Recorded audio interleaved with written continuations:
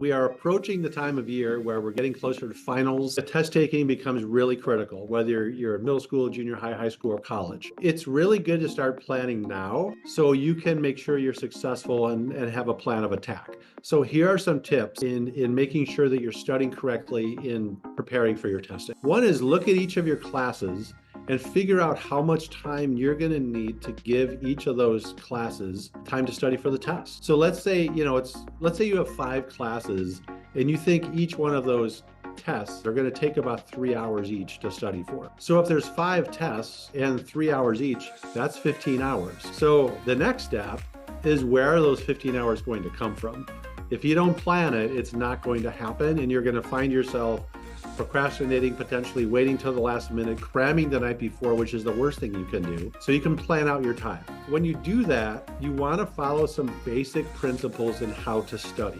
One is you want to study in 3 different days, because that retrieval practice is important. What that forces you to do is kind of restudy what you already studied the previous day, right? And so you're retrieving it again and again.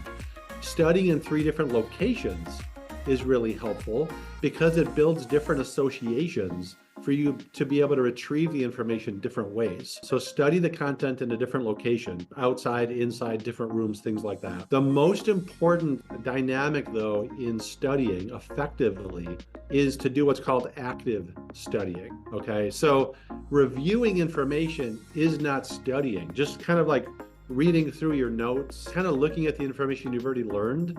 I mean, that's common and it's not bad to do that, but if you're only doing that, you're not really studying. You need to do what's called active studying. So what is that?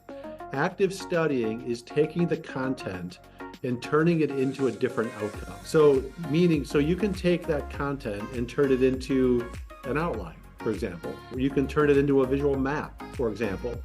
Make a practice test. That's a great thing to do for yourself. Like, anticipate the questions you're going to get and create a practice test for yourself.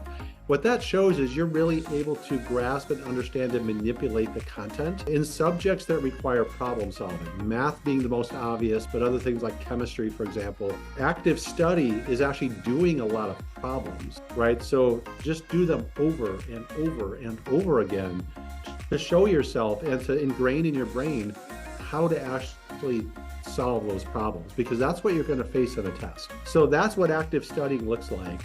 Look, finals are hard, they can be stressful, but follow these tips. You can do it. You absolutely got this.